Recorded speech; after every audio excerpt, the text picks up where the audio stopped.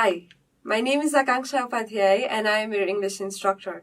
In today's class, we will be solving the grammar portion of Unit 2, which is reporting statements. So let's begin. Let's begin by knowing what direct speech is. Direct speech usually repeats or quotes the exact words spoken. So basically, it repeats or quotes exact words spoken, and we use inverted commas to quote the words. For example, she said, "I am happy." So here we have quoted the exact words a person has said, and that's "I am happy." It's inside the inverted commas. So this is direct speech. We are not changing anything and we are reporting it as it is with the exact words that is spoken by a girl. Now the indirect speech for this sentence will be, she said that she is happy. So with this example, I assume you're already clear with what indirect speech is. So indirect speech is used to talk about past, and we change the tense as well as we rephrase the words. Now the meaning or the gist of the sentence is same as it was before. So before we were saying, she said, "I am happy," but here we were quoting the exact words. Whereas in indirect speech, we still say that she is happy, but we do not quote them. Instead, we rephrase it. You might have noticed we have not changed the tense of the sentence. However, while changing from direct to indirect speech, we need to change the tense. So now we will walk through some of the basic rules we need to consider while changing a sentence from direct to indirect speech. So the first rule is the nearness of adverbs must be replaced with those of distance. So we need to rephrase it. If we encounter now in the direct speech, it is converted to then. Similarly, if we have yesterday, we convert it to the day before. Tomorrow, similarly, tomorrow becomes the next day, and so on. So here, the nearness of adverb, now, yesterday, and tomorrow, they seem to be near, and they are the nearness of adverbs, and we need to change them to those of distance. Rule number 2 is the change in tense. Now again, we need to be careful about which tense to change. If in the direct speech we have present or future tense, we don't change the tense in the indirect speech. However, if we have a past tense in the direct speech, we need to change it. How do we do that? So while changing from direct to indirect, if we encounter past tense, now again, if the sentence is in present perfect tense, we change it to past perfect tense. For example, I have eaten rice. Now this is in present perfect tense. We change it to past perfect by saying, she said that she had eaten rice. Similarly, if we encounter will or shall in our sentence, we change it to would. For example, he said, "I will have fun." Now this is changed to indirect speech by saying, he said that he would have fun. Similarly, we convert may to might. So this can be our third point.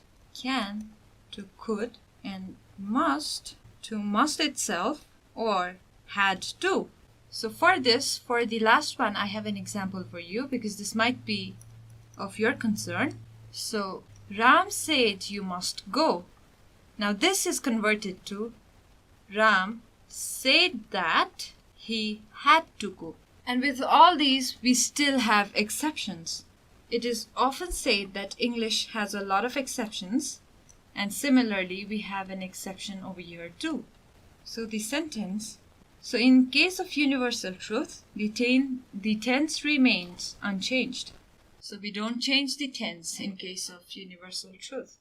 For example, she said sun rises from the east. Now this universal truth is converted to indirect speech by saying, she said that sun rises from the east. So here we do not change any tense. So in this way we can change the direct speech to indirect speech. Now we will go through few questions of our exercise. So the first question is, I overslept this morning. So while changing to indirect speech, we say that Sankalpa said that he overslept last morning. So we have converted this to last. So the nearness of a verb is rephrased to those of distance here. Next we have the earth moves round the sun. So this is the universal truth. So we do not change the tense of the sentence. Sankalpa said that the earth moves round the sun. Third is, I am tired. So the answer is, she said that she was tired. I was working until 10 o'clock last night. So this can be converted to indirect speech by saying, she said that she had been working until 10 o'clock last night. So here, past continuous tense has been changed to past perfect continuous tense. Pujan, so the apostrophe S is the short form for is. So this sentence is actually trying to say Pujan is living with her husband now. So the answer is, Anu said that Pujan was living with her husband now. So here we have changed the present tense to past tense. Next we have I am meeting John tonight. So this can be converted to indirect speech by saying, she said that. Now here, am is converted to was. So this is the present tense. Now we convert it to past tense.